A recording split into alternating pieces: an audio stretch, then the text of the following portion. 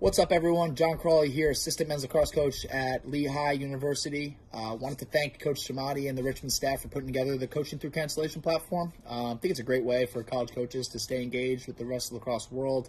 I know I've, in the past couple of weeks have learned a bunch of stuff from all the other coaches, putting out some videos. Think it's awesome. So thank you guys for that. And secondly, wanted to hope everyone is watching, hope everyone is healthy, safe, and bunkered down wherever it is they are. I'm personally at my parents' house in Long Island, bunkered down with my family. And, I started to put together my presentation. My presentation's a little bit more on the side of coaches. So, high school coaches, club coaches, a little bit more tailored to you guys because we're going to be talking about some team drills that we do in developing the four-man game. And the four-man game basically is the combination of your on-ball two-man game and your off-ball two-man game. Now, it's not always perfect like that. Sometimes, one guy will be left out on an island. But overall, usually it's, a combination of a couple two-man games throughout a possession. And that's kind of what the four-man game is. And as you see on the right side, picks, screens, and cuts. Those are kind of the pieces of the four-man game and, honestly, of most offenses that we'll be training here. And we'll be going through two drills to show some of the ways that we kind of start to put this into action during practice. So the first drill is a 4-on-3 continuous drill, super high energy, full team drill where guys are able to get up and down. We're going to actually show two versions of that drill, one being a pretty stagnant version, one being a little bit more of an off-ball movement version. Both of them having definite positives and benefits to your team. And then the second drill, one that we've kind of all done, is 4-on-4s. And I'll just show kind of our spin on the 4-on-4 and the way that we want to develop that four-man game chemistry, that four-man game type situation. So the first drill, like I said, is 4-on-3 continuous. So it's a full team drill. Everyone's playing offense. Everyone's playing defense. It's continuous transition up and down the field. So we have two versions of it, the stagnant version and the movement version. So the setup is going to be on two wing lines. The teams are going to be set up. For us, a brown team and a white team. The cages are going to be brought up to 5 yards below the restraining box to shorten the field. And there's going to be a portable crease around each cage to obviously protect the goalies. And we're going to throw balls in the cage so that way we can continue to outlet and continue to play with some tempo. So the keys in the stagnant version, and we'll show some clips of both of these versions, kind of one after another. And the stagnant version is, the three keys are to work hard without the ball. So to really make sure that you're getting up and out, working to get down the field, working to find that box that so often you get into when you do 4-on-3s. To 2, take the amount of space that your stick work allows you to take. If you're a little bit more of a slick, offensive player, you'll be able to take a little bit more space so that way when the rotation comes, you can still kind of move the ball. And when you're a defensive player, to not take as much space because you have to make sure that you're not, getting too close to the rotations there to get on your hands and, stop the movement of the ball. And then 3, draw someone and move the ball, as we've, probably all have heard at one point in our lacrosse careers. So this one is kind of training more ball movement and kind of making sure that we're working hard to get up and out. The second one, all those three, the first 3 keys are the same. The only difference is after you pass the ball, you have to move. So what that means is you either have to cut, so you got to give and go cut, you got to clear through, or you got to pick, or you got to screen. Now this one is a little bit higher level offensive thinking than just kind of getting into a box and passing until you get them rotating and to score. But what these pieces will do will allow you to kind of train and create some habits for those, for the things that you're going to do as you move into the 4-on-4s, which we will later. So as we go through, we'll watch some clips here. So as you see, the brown team on the near side, white team on the far side. You see the white team, 3 guys getting ahead of the ball, creating that box. And you're just kind of trying to find your spot, move the ball fast. Now, that goalie has to outlet the ball, and as you see Coach Cassis here at the midfield line, he's making sure that the person that's getting the outlet pass has to stay behind the midfield line. Now, if that pass isn't completed, that rep doesn't count. You get to the next team to go. So as you see, the goalie getting the ball out. As you see, the white outlet guy, getting the ball, moving it down the field, and we're just playing that 4-on-3 out. We're trying to get up, trying to get some tempo, create some tempo. This is a drill that we do early on in practice to kind of set the tone of, wanting to get up and out, getting a couple reps of your stick work, of your shooting. It's also great to get, defensive players reps on both sides of the ball. Great to get attackmen opportunities to get back and have to play out, kind of a three-man rotation defense. But really, more than anything, we want to work our way up the field, get ready, get moving without the ball, push the ball up, and generate some shots. So pass it up. He works to get underneath the defense, works to get in front. Goalie ends up making a great save there. Pass. Everyone's settling into that box. Take a shot, and we go. So now we're going to move into the more continuous version of that 4-on-3, or the movement version, rather, of the 4-on-3 continuous, where after you pass, everything else the same, except now you cut. So pass, and you're supposed to cut. It's a little bit late to realize. You pass. You continue to play it out and work for a really good shot. That one not being a really good shot. He's fading behind the goal and all that. But if he was able to kind of continue to move, get up the field, would have been great. So he passes. We cut. That carry hopefully will create, some different passing lanes for the ball carrier. And hopefully you're going to be able to generate a little bit of a better shot than you would when you were just standing still. Because the defense can't really slow play as much. They really have to guard the ball, and then everybody else has to kind of fill around them, and it's hard to do when the parts offensively are moving.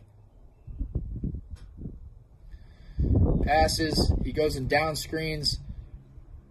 He gets the ball, and they're late to rotate. You should probably shoot that. And I think everybody kind of expected him to shoot that. As you can see, everyone's kind of, we're still playing. They end up working to get back into that box type shape, and he ends up making a play there. Obviously number 8 should have probably pulled that one. We don't want to get too cute with this. We want to make sure that we are still aggressive. We are still taking shots in our range, and understanding that we don't have to have the perfect shot, but we are going to want to work for one that is a high percentage one.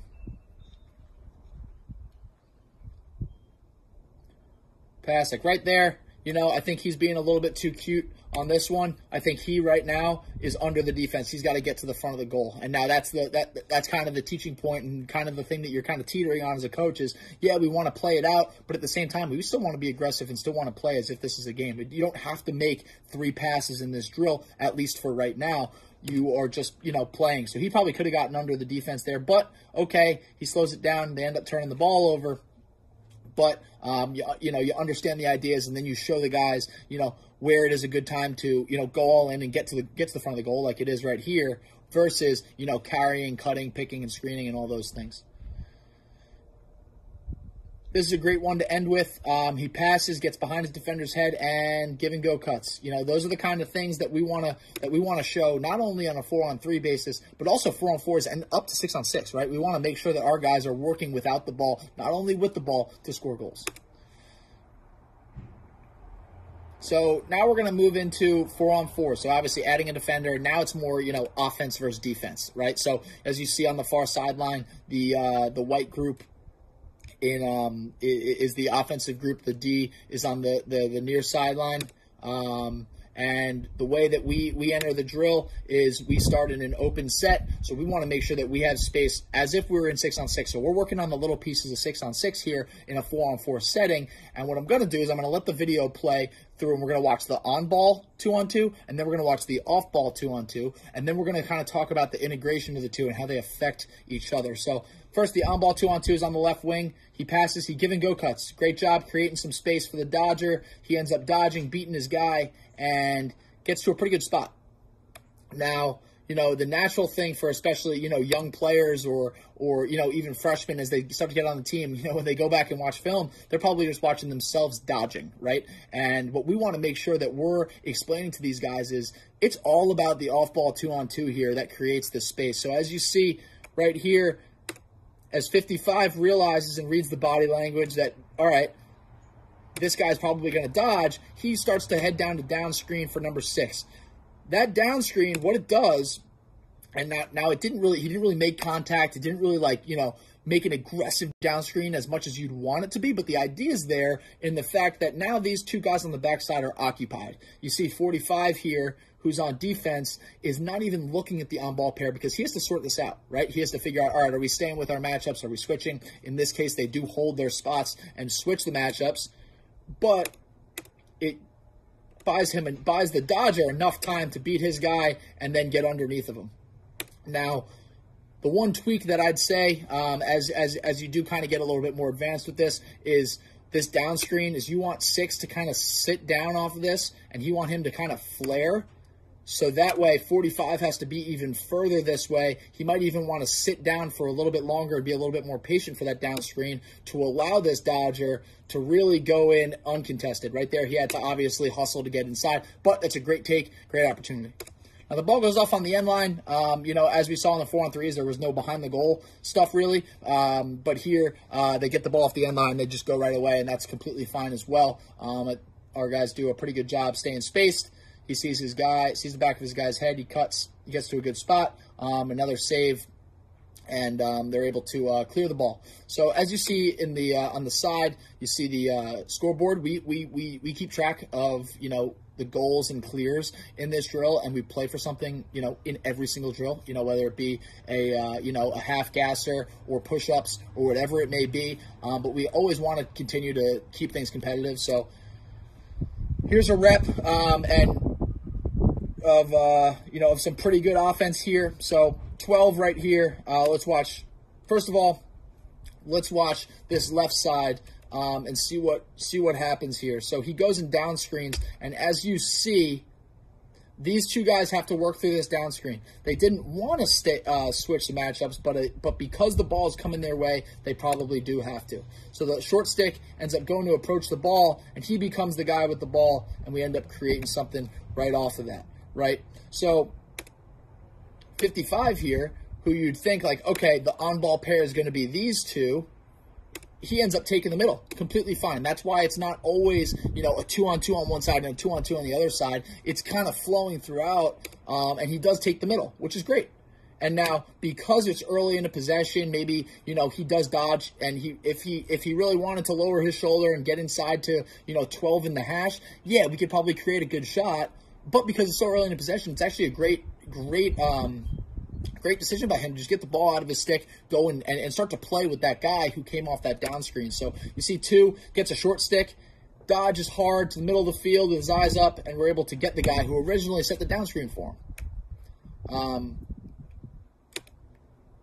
The reason we want to do this and the reason we want to put guys into these situations is because if you see 48, he has to go from guarding a down screen to guarding the ball to getting through a pick to then guarding the ball, which is all really hard to do. So, if you're looking for reasons like, all right, why would we be moving like this? Why wouldn't we just dodge and then run and throw the ball forward? Yeah, you could totally do that. But, some of these manipulation pieces of, passing and picking, picking, slipping, cutting, all these things do end up having a dividend. So, all right, let's see here. 55 passes and cuts. As we saw, number 9 in the 4-on-3 continuous earlier, he just kind of gets right behind his defender's head and continues his cut. After a couple reps of doing 4-on-4s where you're always pass down, pick down, defenders usually sometimes get lazy and are just ready to, be on his left shoulder and swish. In this case, 55 just books it. He cuts the back of his guy's head. As you see, the off-ball pair, after he passes, he comes down to exchange. So they're occupied. They can't really help on this give and go. And 55 catches his defender 24 sleeping.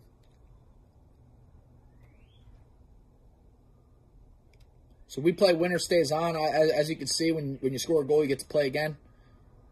Pass down, pick down. He ends up refusing it. I wish number 12 here would give a little bit more of an effort to get down to set a pick for 22. If you've ever done this drill, there are a lot of times where defenders start to just go out and absolutely hack on the attackman because the picker isn't working hard enough to get down and set a good pick. But 22 ends up refusing it anyway. Realizes he has nothing, rolls back, throws back. We get it to the other side.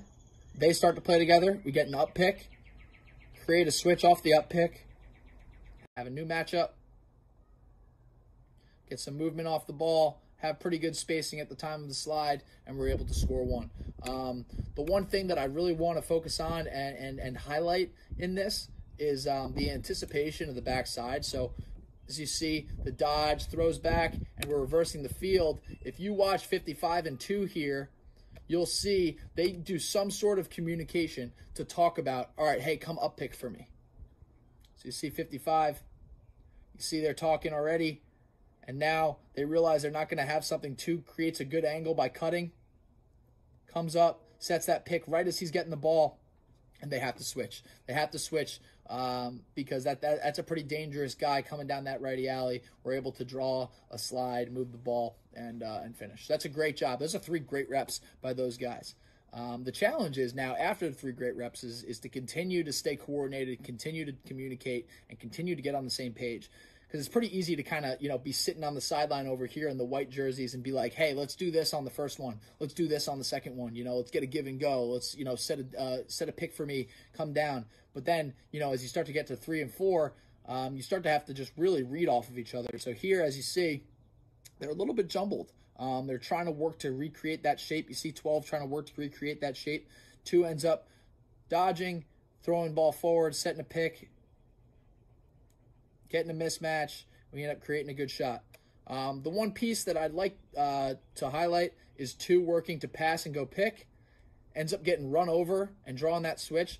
And now the job's not over, right? I think that's an important piece. Like, he got that guy the short stick. That's a great job. But now I wish he had just worked a little bit harder without the ball right now to put his guy to make a decision, right? If he pops behind the ball right here and this guy starts to slide, we're able to throw it back at him rotating and play.